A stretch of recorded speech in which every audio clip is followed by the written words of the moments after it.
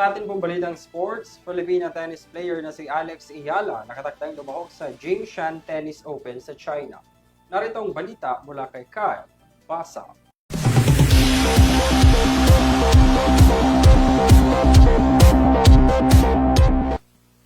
Dumako naman tayo sa balitang sports. Makikilahok muli si Alexandra Ayala sa Jingshan Tennis Open sa China upang makipagbakbakan para sa WTA o Women's Tennis Association 125 Open title. Namataan nating mga fans ang kanyang historic run sa Sao Paulo Open sa Brazil nitong nakaraang linggo lamang at handa na ulit siyang makapagsagupaan at irepresenta ang Pilipinas. Umabot ang 20-year-old Pinay sa quarterfinals ng kompetisyon, ngunit kinapos ito nung nagtapat sila ng kanyang kapwa Southeast Asian na si Janice Chen, ang pambansang pambato ng Indonesia. Ang final score ng pagtapat nila ay 6-4, 6-1.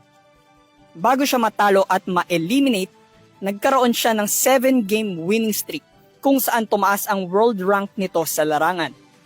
Ngayon naman ay matutunghayan natin muli ang left-handed prodigy ng Pinas kung saan maraming mga professional players at fans ang rumirespeto sa kanyang mga achievements.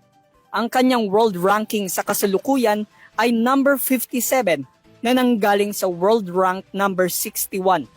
Ang naturang date ng Jingshan Tennis Open 2025 ay magsisimula ng September 18 hanggang September 22.